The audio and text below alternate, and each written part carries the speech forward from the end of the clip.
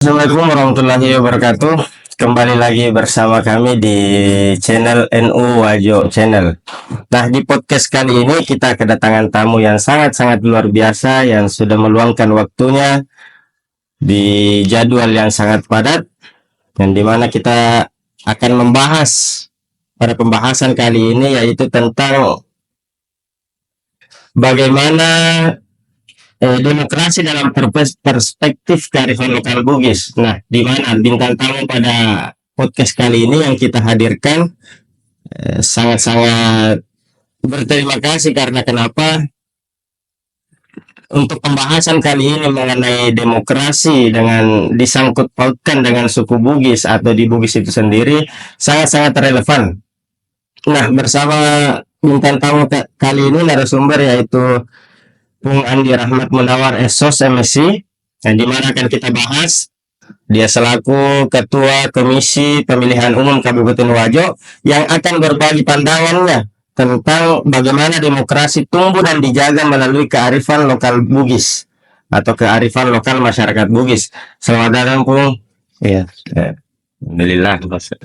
Nah, sebagai pengantar untuk pertanyaan pertama, mungkin bisa dijelaskan secara singkat saja, Bung. Apa saja kira-kira tugas dan peran utama KPU di tingkat Kabupaten Wajo?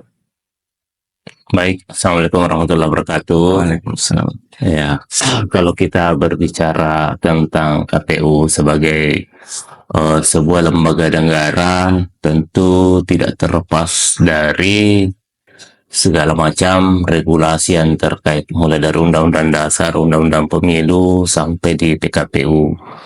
Karena KPU sifatnya nasional, maka apa yang menjadi tugas KPU Kabupaten Wajo tentu sama dengan kabupaten kota yang lain. Mulai dari penyelenggaraan pemilu, melaksanakan tahapan pemilu pilkada, dan di masa non tahapan juga melaksanakan beberapa tugas-tugas yang dibebankan oleh KPU RI.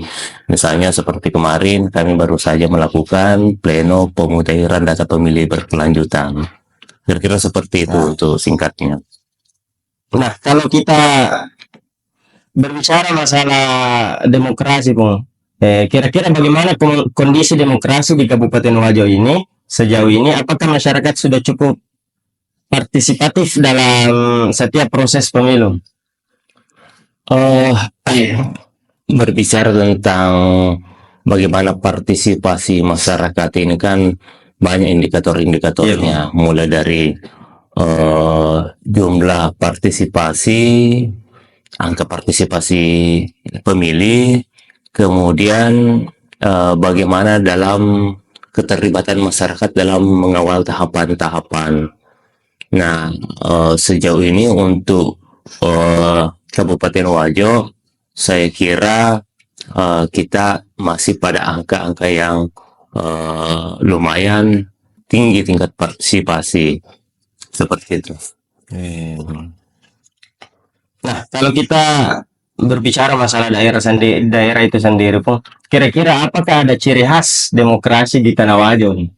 Ya, tentu kan Wajo ini sebelum menjadi kabupaten dulunya adalah sebuah kerajaan, yang kerajaan itu tentu memiliki sejarah yang membentuk karakter dan tipikal masyarakatnya.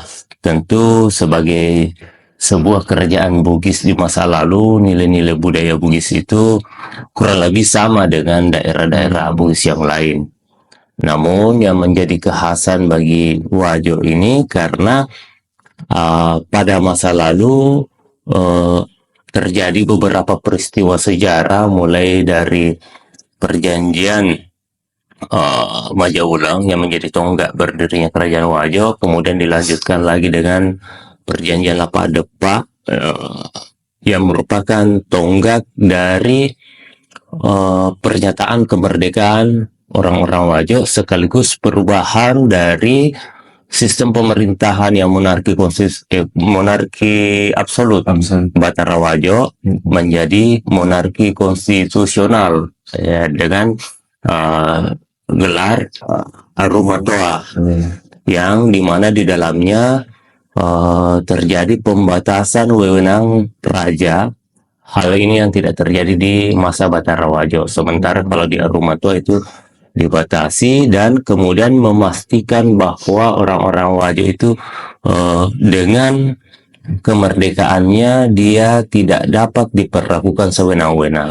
Kira-kira seperti itu yang menjadi nilai dasar demokrasi utama di Wajo di masa lalu. Ya, kalau kita tarik dari ke sejarah, tarik ke belakang, kira-kira apakah ada perbedaan demokrasi yang sekarang ini dengan demokrasi pada Arumatua Wajo, Pung? Seperti di Arumatua Wajo yang keempat, Data Damparo, Pung, apakah ada perbedaan yang signifikan atau? Tentu saja. Sebab demokrasi ini kalau kita lihat dari akarnya, mungkin saya agak lama menjawabnya, Siap. karena ini agak teoritis. Jadi demokrasi kan demo dan kratos, kayak gitu. Kratos atau kretin kekuasaan rakyat. Jadi demokrasi pada dasarnya adalah kekuasaan rakyat. Nah, menurut teori-teori ilmu politik bahwa bentuk negara itu pertama negara kerajaan, yang kedua negara republik. Nah, pemahaman kita tentang demokrasi hari ini cenderung diwarnai dengan konsep demokrasi pada konteks negara republik, di mana indikator-indikator demokrasi misalnya kekuasaan mayoritas, perlindungan terhadap minoritas, adanya pemilu berkala, sistem multipartai, apalagi adanya pers bebas, adanya lembaga-lembaga yang menjadi penyeimbang negara, dalam hal ini non-government organization. Ini tentu tidak bisa dilekatkan pada konteks kerajaan di masa lalu. Sebab di masa lalu mana ada kerajaan, mana ada pers bebas kan gitu. Namun yang menjadi substansi di situ adalah perlindungan terhadap minoritas, perlindungan terhadap hak-hak rakyat. Nah, inilah yang kita bisa tarik benang merahnya. Wajo ini di masa lalu tetap adalah negara kerajaan. Sebagai negara kerajaan tentu dia punya aturan-aturan adat. Namun yang membedakan adalah sistem pewarisan, sistem pemilihan raja itu, dalam hal ini raja utama yaitu Arumatua, itu tidak mutlak harus dari bapak ke anak. Gitu. Artinya dia tetap ada ruang untuk dipilih. Nah, inilah yang menjadi penanda konteks di mana Wajo di masa lalu kekuasaan Arumatua itu dibatasi, karena dia tidak dapat mewariskan jabatan Arumatua itu kepada anak, kembali kepada Arumenenge dan Aruma bicara sebagai perangkat adat di masa lalu untuk memilih siapa yang dianggap layak. Hanya saja tidak berarti anak Arumatua itu tidak boleh. Nah, ini yang perlu dipahami. Betul bahwa jabatan Arumatua tidak dapat diwariskan, akan tetapi tidak berarti anak Arumatua yang memenuhi kualifikasi dan disukai oleh masyarakat Wajo itu tidak boleh. Tidak berarti seperti itu. Artinya bisa saja anaknya Arumatua, bisa saja bukan anaknya Arumatua. Namun yang penting adalah memiliki kompetensi, memiliki cita-cita luhur untuk memajukan tanahnya, memajukan negerinya, dan memajukan masyarakatnya. Itulah yang kemudian disepakati menjadi Arumatua di masa lalu.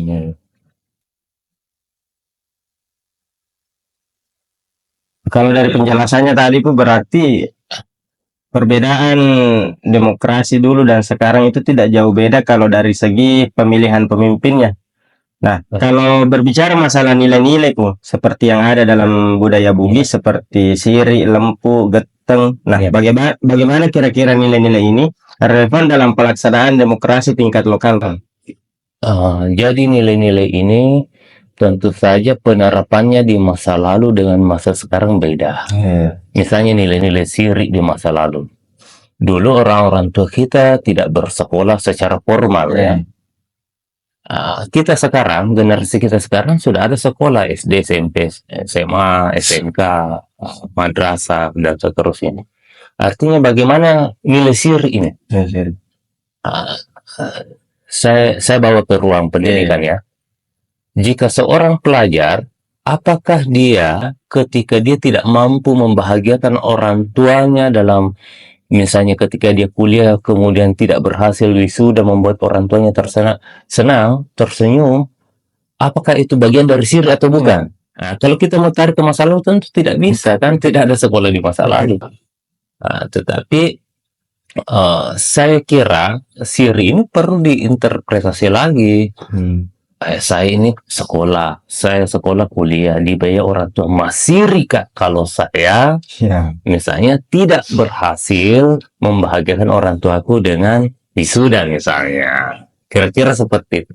Begitupun nilai-nilai yang lain, lempu, warani, aja dan seterusnya. Misalnya aca kalau menurut di Lontara disebutkan nah iya riasannya aca nih tahu lo bicara dan dia capak bicara, dia mengetahui latar belakang dan kira-kira kalau saya memilih A konsekuensinya apa, kalau saya pilih B konsekuensinya apa. Jadi bukan yang disebut aca adalah yang memiliki IPK 4,0 gitu. Nah, jadi nilai-nilai ini karena dia bersifat abstrak dan penerapannya di masa lalu sesuai dengan konteks masa lalu. Ketika kita mau tarik pada konteks kekinian, kita harus melakukan reinterpretasi akibat adanya perubahan zaman. Misalnya juga ketika tukang bawa perahunya raja di masa lalu, raja sudah mau berangkat, sementara jangkar tersangkut di bawah, tidak bisa ditarik. Masiri anak koda itu kalau tidak jalan untuk perahu, masiri. Nah, bisa tidak diterapkan di sekarang? Mana ada tukang perahunya pemimpin kita sekarang kan, kalau sopir pribadinya mungkin ada, tapi kalau tukang perahu tidak ada. Nah, inilah jadi tapi nilainya bisa kita tangkap bahwa yang namanya siri di situ adalah harus berhasil ketika ditugaskan. Tidak boleh tidak, kalau disuruh melakukan itu, kebahagiaan dan kehormatan seorang bawahan adalah melakukan tugas-tugas yang dibebankan. Nah, ini bisa diterapkan. Begitupun kalau misalnya bagaimana dengan demokrasi di hari ini. Demokrasi hari ini kita mau terjemahkan nilai acah. Misalnya, nah iya riasanya acah, nah ita olo na bicara, nah ini capak na bicara. Ketika kita terapkan dalam sistem demokrasi kita, terutama secara prosedural dalam pemilihan maupun dalam pemilu, maka seharusnya pemilih ini menjadi orang-orang maca, orang-orang yang mengetahui bahwa jika saya memilih ini, konsekuensinya terhadap daerah, konsekuensinya ini. Nah, inilah yang kemudian berkaitan dengan regulasi bahwa perlu adanya pendidikan pemilih. Berkaitan juga dengan misalnya teman-teman yang di partai politik, karena tugas partai politik adalah melakukan pendidikan politik. Nah, jadi ini harus dibedakan bahwa kalau penyelenggara melakukan pendidikan pemilih, ketika kalau peserta pemilu dalam hal ini partai politik melakukan pendidikan politik, memberikan pencerahan kepada masyarakat tentang hak dan tanggung jawab sebagai warga negara, termasuk konsekuensi jika memilih misalnya. Nah, inilah kemudian yang masuk dalam ruang-ruang demokrasi kita, di mana masyarakat sebagai pemegang kekuasaan tertinggi dalam demokrasi ya. Nah, ini tadi saya lompati. Kalau dalam demokrasi modern, dalam konteks republik, ini tertuang dalam one man one vote, satu suara itu menentukan, ya kan. Makanya tiap orang datang yang memenuhi syarat itu difasilitasi untuk menggunakan hak pilihnya. Itulah bentuk demokrasi kita. Tapi di masa lalu ada pernyataan begini: luka taro arung, terluka taro ada. Luka taro ada, terluka taro anang. Luka taro anang, terluka taro tomaega. Artinya, batal pendapat raja, tidak batal pendapat adat atau hukum. Artinya, keputusan raja di masa lalu itu harus berdasarkan hukum. Luka taro ada, terluka taro anang. Batal pendapat hukum, namun tidak batal pendapat wakil-wakil masyarakat. Artinya masyarakatlah yang kemudian menetapkan ada itu. Kemudian terakhir, luka taro Anang dan luka taro Tomaega. Batal pendapatnya wakil-wakil masyarakat di masa lalu, namun yang tidak batal adalah pendapat orang banyak. Nah, di sini juga ada sinkronisasi, ada tentang konteks demokrasi yang menggunakan konsep kerajaan dengan demokrasi dalam bentuk modern kita hari ini dalam bingkai Negara Kesatuan Republik Indonesia. Namun, tentu berbeda bahwa di masa kini kita satu orang itu satu suara. Kalau dahulu ini diwakilkan. Makanya kemudian yang memilih Arumatoa itu bukan orang-orang banyak, itu hanya dipilih orang-orang terbatas saja. Yang orang-orang terbatas ini dianggap sebagai representasi dari orang banyak. Jadi semacam demokrasi perwakilan di masa kini. Kira-kira seperti itu. Iya. Nah, kalau kita tarik dari nilai siri tadi pun, ataukah bisa biasa orang menganggap atau mengartikan rasa malu dan harga diri, apakah ini bisa menjadi kontrol sosial dalam menghindari politik uang atau kecurangan dalam pemilu, Bung? Bisa sekali jika kemudian individu-individu ini mengembangkan nilai-nilai siri dalam dirinya. Kalau dia hanya menjadi slogan, saya kira susah. Namun sampai sekarang saya juga masih belum menemukan cara yang tepat bagaimana nilai-nilai siri ini menjadi bagian integral dihidupkan kembali dalam masyarakat kita. Dalam artian bahwa orang mau punya siri atau tidak punya siri, kita tidak punya wewenang gitu. Ya. Itu hak pribadinya dia kan. Sehingga untuk mengembalikan nilai-nilai siri itu harus secara struktural, harus secara sistemik. Minimal secara pendidikan, minimal di sekolah-sekolah diajarkan apa itu nilai-nilai siri dan dipraktikkan walaupun skala kecil supaya generasi-generasi ini punya pemahaman tentang siri. Nah, kalau nilai-nilai siri yang diterapkan oleh leluhur-leluhur kita itu kan hidupnya di konteks zaman kerajaan. Nah, kita sekarang ini banyak hal-hal yang mungkin harusnya kita masiri tapi kita tidak masiri. Ada hal-hal yang tidak perlu kita masiri, justru kita masiri gitu. Kita masiri ketika tidak berpenampilan mewah, padahal sebenarnya itu tidak perlu gitu. Ya kan? Kita harusnya masiri ketika gagal dalam tugas, justru tidak masih. Ini harus ada keseragaman pemahaman yang tentu harus secara sistemik. Maksudnya tidak bisa hanya person kayak saya atau siapapun yang ngomong, kau itu tidak masiri, kau itu tidak boleh. Saya tidak punya wewenang untuk menilai orang lain. Nah, sekira seperti itu. Nah, kira-kira apakah KPU, Bung, pernah menjadikan nilai-nilai lokal sebagai pendekatan dalam sosialisasi pemilu kepada masyarakat? Ya. Tentu saja dalam kegiatan pemilu dan pilkada kemarin, kami dalam melaksanakan regulasi yang dibebankan negara, ini kan di luar kewenangan kami dalam berbicara regulasi kan, dalam prakteknya itu sudah masuk. Nah, kami kemudian pada beberapa hal, pada beberapa konteks menggunakan pendekatan sesuai dengan budaya setempat. Misalnya bukan hanya dalam sosialisasi, juga termasuk dalam manajemen kelembagaan. Karena dinamika kelembagaan itu kan selalu ada, lembaga apapun itu.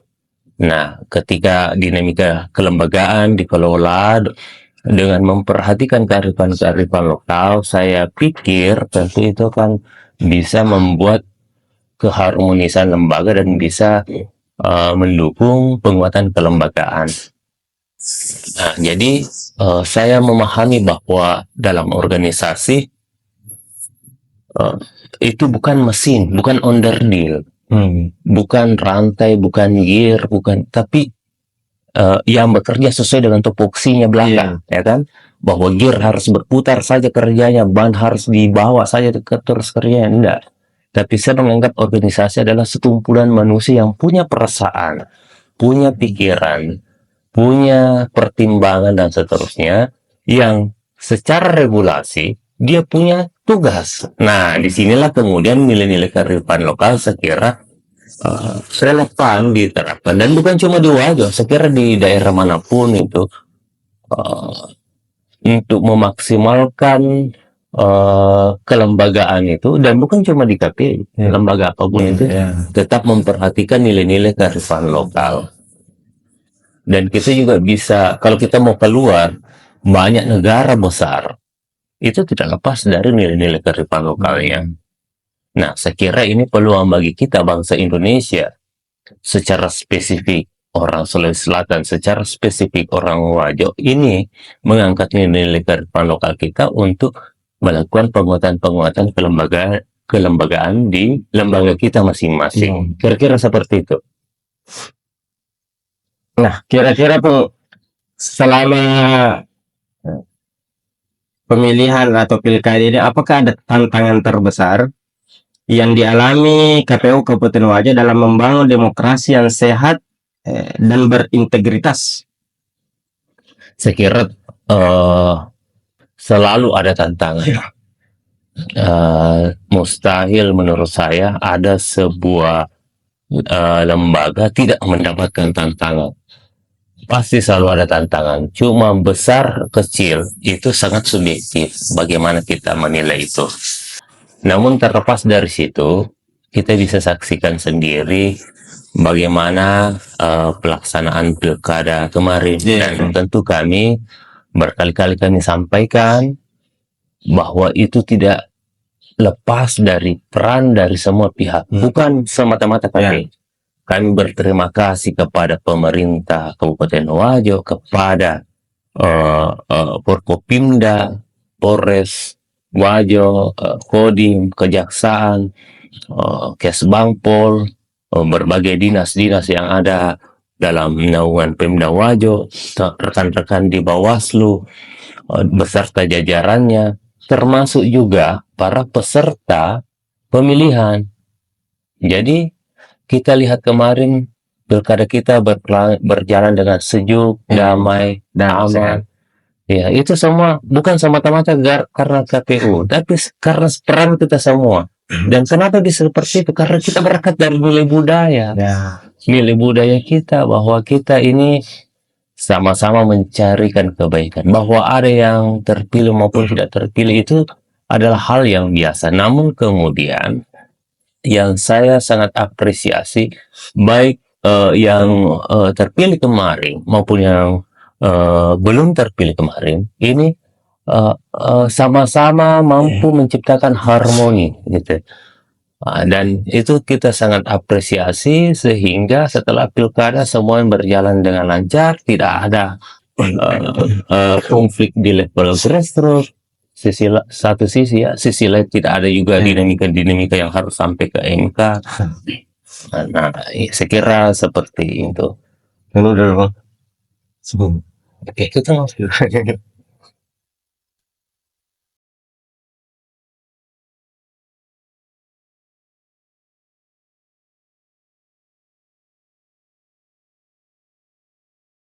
Nah, kalau berbicara era digital sekarang, Bung, apakah masih efektif pendekatan berbasis budaya lokal dibandingkan pendekatan teknologi, ataukah bisa disangkut pautkan, bisa dikolaborasikan? Dalam hal apa ini digital? Masalah pendekatan demokrasi, Bung, atau sosialisasi tentang pilkada atau pemilu? Masih sangat relevan. Masih sangat relevan. Mengapa? Karena teori-teori demokrasi itu sangat barat sentris. Yang bahkan orang-orang yang sempat kuliah itu masih belum tentu mudah memahaminya. Nah, saya kira dengan pendekatan kebudayaan, nilai-nilai demokrasi yang berkaitan dengan nilai-nilai kearifan lokal, itu bisa disampaikan dalam bahasa lokal. Tidak mesti menggunakan bahasa asing yang berbelit-belit kalau substansinya hanya untuk menjamin hak individu. Tidak perlu kita merasa keren dengan bahasa-bahasa asing kalau ternyata bahasa daerah kita sudah mampu merepresentasi itu. Nah, inilah yang kemudian bisa dituangkan dalam digital, disampaikan secara digital, karena penyampaian secara luring itu mungkin terbatas. Kita bisa bayangkan kalau misalnya kita harus sampaikan ke sekian ratus ribu orang. Nah, jadi digitalnya ini hanya memudahkan cara penyampaian informasi. Informasi apa yang disampaikan tentang hal-hal yang bersifat substansi demokrasi ataupun hal yang bersifat prosedural demokrasi. Misalnya ingat tanggal sekian atau TPS, kan itu kan prosedur. Tapi nilai-nilainya bahwa kenapa kita mesti melakukan pemilu dan pilkada, apa di balik itu? Apa sebenarnya harapan? Nah, ini kan substansi, dan ini kan tidak mesti kita menggunakan bahasa asing untuk menjelaskan. Kita bisa menggunakan dengan bahasa daerah yang lebih mudah dipahami masyarakat. Kira-kira seperti itu. Nah, kalau berbicara masalah potensi konflik, ini konflik sosial pun dalam pemilu yang terkadang muncul dari rivalitas politik lokal. Jadi bagaimana KPU kira-kira merespon hal itu? Tentu potensi konflik itu selalu ada, selalu ada. Dan kami ini tentu bekerja sesuai dengan aturan-aturan yang ada. Salah satu yang menjadi kode etik adalah harus memperlakukan secara adil seluruh peserta pemilu. Jadi kami tidak membeda-bedakan. Dan untuk hal-hal yang teknis, untuk mencegah kesalahpahaman dan sejenisnya, kami senantiasa berkoordinasi. Nah, ini yang menjadi penting. Berkoordinasi dengan Polres, berkoordinasi dengan Kodim, berkoordinasi dengan Kejaksaan, berkoordinasi dengan Kesbang, berkoordinasi dengan Bawaslu, berkoordinasi dengan LO, pasangan calon.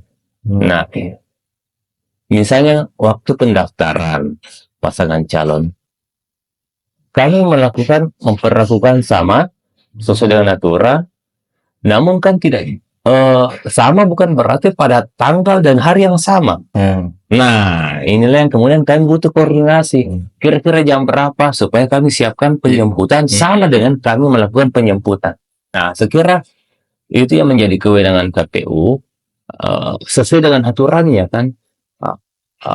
Adapun potensi-potensi konflik yang lain itu saya kira karena kita ini masyarakat Wajo yang masih tinggi kebersamaannya, nilai-nilai sifat atau sifat lebih sifat yang masih tinggi, sehingga yang namanya koordinasi antar lembaga itu menjadi sangat dimungkinkan. Dan koordinasi itu berkali-kali dilakukan, bahkan untuk mendetailkan sedetail mungkin agar potensi-potensi konflik itu diminimalkan sekecil mungkin. Kira-kira seperti itu.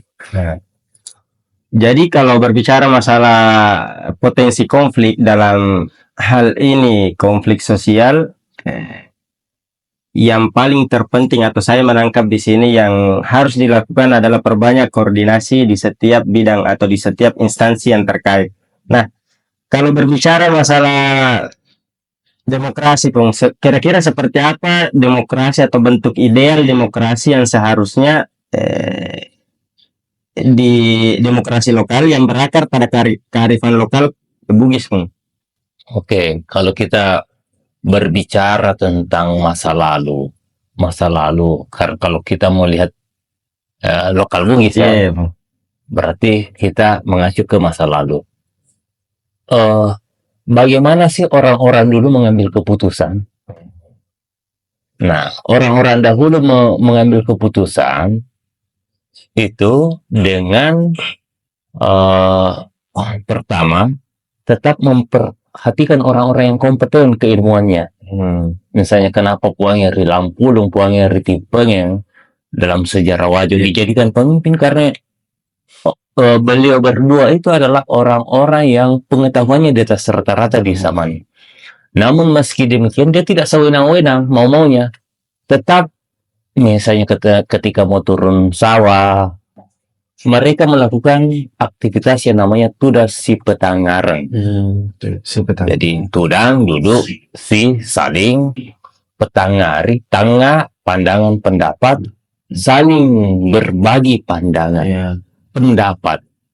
Nah, inilah saya kira akar demokrasi sesungguhnya ketika keputusan itu lahir dari musyawarah. Inilah nilai-nilai dasar. Jadi tidak mesti kemudian harus di voting. Walaupun di Wajo sendiri punya histori tentang voting. Misalnya menurut Peta Taba Rusotanre, rekori duai rembai sedie. Gitu. Jadi kalaupun misalnya dalam sebuah sidang atau musyawarah itu tidak ditemukan kata sepakat, maka yang dua ini menyepakati dua dan tidak sepakat misalnya satu, maka yang satunya harus mengikut. Oncop pihak narekori atau lui terlebih jika kita semua sepakat di situ. Kenapa ini 3 angkanya? Karena di situ ada 3 ranrang betempola talun tertentuan. Jadi inilah pemegang keputusan utama di Wajo ketika sudah berbentuk kerajaan. Jadi histori tentang pengambilan keputusan melalui musyawarah itu sudah ada bahkan sebelum Wajo terbentuk. Jadi dan musyawarah-musyawarah ini terus berlangsung kemudian sampai masuk di masa kerajaan. Berdiri kerajaan Wajo, dibuatkan lagi mekanisme apabila tidak ditemukan kata sepakat maka di voting seperti itu. Nah, ini saya kira sejarah kita ini memberikan banyak pelajaran tentang nilai-nilai demokrasi dan relevansinya dengan hari ini. Ya, kalau kita berbicara masalah nilai-nilai demokrasi dalam suku Bugis itu banyak sekali yang bisa kita petik atau bisa kita jadikan referensi pegangan dalam menghadapi demokrasi sekarang ini. Nah, kira-kira Bung, apa kira-kira pesan kepada generasi muda, terkhususnya di suku Bugis, agar tetap menjunjung tinggi nilai budaya dalam berpolitik? Oke. Jadi ini ada 2 hal. Pertama budaya, yang kedua politik. Dalam hal budaya, yang penting adalah yang paling penting menurut saya adalah literasi kebudayaan. Anak-anak muda sekarang mungkin butuh banyak bacaan tentang budaya Bugis, sebab transformasi pengetahuan kebudayaan itu dari orang tua ke anak, dari masa ke masa ini semakin berkurang. Mengapa? Karena adanya perubahan zaman, adanya modernisasi. Tentu beda cara kakek kita mendidik orang tua kita mendidik kita, dan kita lagi mendidik anak-anak kita. Maka nilai budaya itu seiring zaman akan berkurang. Contoh saja dalam berbahasa. Orang tua kita dan tentu orang-orang tua sebelumnya mengajarkan kita untuk menggunakan kata imbuhan ki. Namun sampai di generasi kita sudah menggunakan kata imbuhan ko. Dari mana ko? Dari mana ko? Ya kan? Padahal orang tua kita, waktu kita kecil bilang ko, dia marah-marah sama kita. Nah, kemudian kita punya anak, kita ajar lagi anak kita, dari mana ko nak? Dari mana ko nak? Anak kita nanti dewasa kan akhirnya kemudian kalau kita mau mengandalkan orang-orang tua mendidik anaknya ini sulit karena pelan-pelan mulai dari berbahasa, bersikap, bertindak dan seterusnya itu kan mengalami penurunan. Kita tidak bisa lagi bandingkan bagaimana leluhur kita ini berbudaya dengan kita sekarang berbudaya. Namun paling tidak kita punya ruang belajar yang sangat besar. Yaitu misalnya lontar di masa lalu ketika kita mau baca harus dicerak dulu. Itu pun belum tentu kita bisa baca semua. Sekarang lontar sudah didigitalisasi, sudah format PDF, bisa dikirimkan lewat WA, bisa dibaca kapan saja. Artinya, tinggal anak-anak muda sekarang tidak menjadi kaum rebahan, kaum malas-malasan, tapi kaum yang giat belajar. Minimal giat mempelajari budayanya. Ini juga saya lihat terlepas dari banyaknya konten-konten. Beberapa konten memang saya lihat melalui riset. Dan itu saya apresiasi karena itu sangat membantu edukasi dan literasi kebudayaan walaupun lewat media sosial. Tapi ada juga yang masih perlu banyak belajar untuk buat konten. Pintar bikin kontennya, tapi isi kontennya itu bisa apa ya? Bisa mengkotak-kotakkan, dan itu bisa menciptakan ruang-ruang potensi konflik ke depan, terutama yang berkaitan dengan suku-suku yang lain. Nah, sedangkan tentang politik, bagi saya penting juga literasi tentang pendidikan politik, tentang mulai dari apa hak dan kewajiban sebagai warga negara. Nah, jangan sampai kita selalu mau menuntut hak, lupa dengan kewajiban sebagai warga negara. Kemudian bagaimana struktur dalam negara ini, apa peran partai politik, apa peran penyelenggara, apa penyelenggara pemerintahan, penyelenggara pemilu dan seterusnya, sehingga dengan mengetahui tupoksi seperti itu, generasi muda sekarang bisa mengambil peran. Apakah perannya memberikan masukan positif dalam bentuk kritik dan seterusnya. Nah, kritiknya kan juga harus rasional, bukan berdasarkan sentimental, tapi berdasarkan data kalau mau mengkritik. Begitupun kalau memberikan masukan. Nah, ini kan kita di Indonesia punya bonus demografi ke depan nantinya.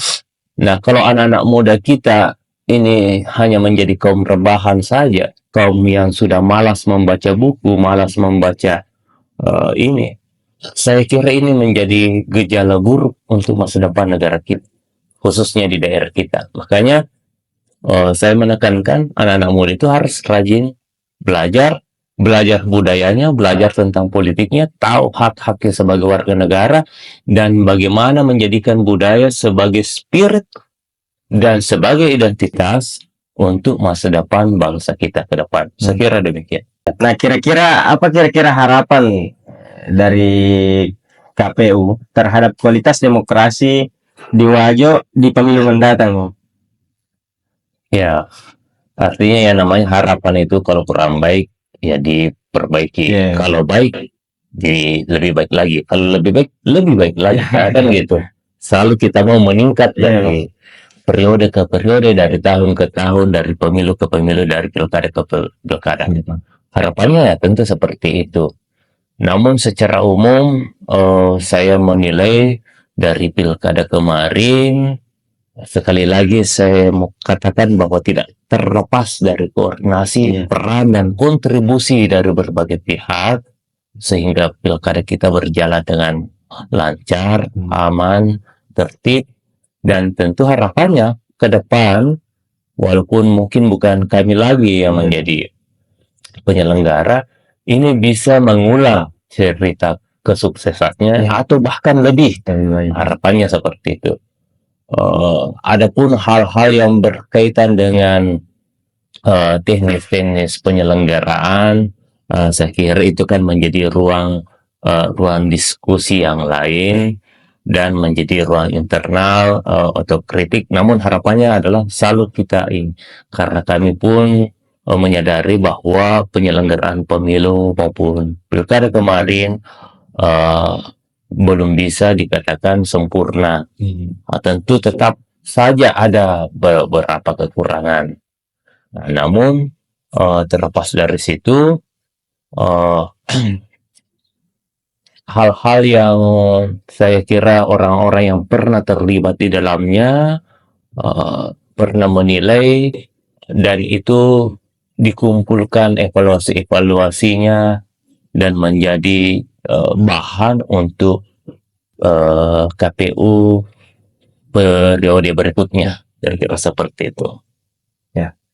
Nah, closing statement Pung, kira-kira apakah ada pesan untuk para penonton yang khususnya di Kabupaten Wajo, entah itu permasalahan masalah demokrasi, masalah pemilihan, ataukah permasalahan yang lainnya yang bisa mereka jadikan sebagai pegangan dari pesan-pesan tak Pung?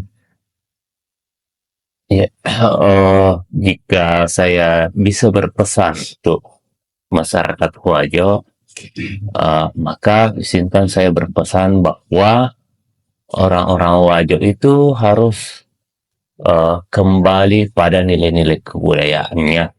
Maradeka to Wajoe na jajang alena maradeka tanah miata na iya to makai tanah maradeka mana ada asama turusan na nina Papua.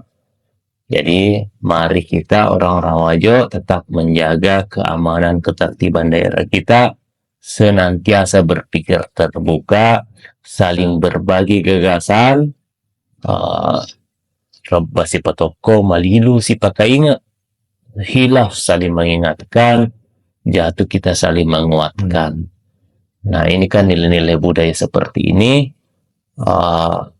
penting untuk kita di Wajo ini, dan kemudian juga berkontribusi terhadap pembangunan, karena demokrasi itu tidak sebatas pemilu dan pilkada saja, tetapi bagaimana kemudian mencapai cita-cita demokrasi, yaitu terwujudnya masyarakat yang adil dan sejahtera. Nah ini keterlibatan masyarakat kita dengan literasi kebudayaan, literasi politik, saya kira ini menjadi jalan ke depan untuk daerah kita. Demikian dari saya. Ya, itulah tadi pembahasan yang sangat-sangat luar biasa dari narasumber kita, yaitu Pung Andi Rahmat Munawar. Nah, di mana pertemuan ini bukan pertemuan yang terakhir, akan tetapi ini awal dari pertemuan kita, karena kenapa? Banyak sekali yang akan kita bahas di channel ini, baik itu mengenai sejarah di Kabupaten Wajo, budaya-budaya, tradisi-tradisi yang ada di suku Bugis atau di Kabupaten Wajo itu sendiri, akan kita bahas semuanya di sini. Tinggal menunggu waktu dan kesempatan yang tersedia. Oke, cukup sekian untuk podcast kali ini. Jangan lupa di like, di komen, di subscribe. Untuk segala kekurangan silahkan dicantumkan di kolom komentar. Sekian dari saya. Wallahu muwaffiq ila aqwamit thoriq. Assalamualaikum warahmatullahi wabarakatuh.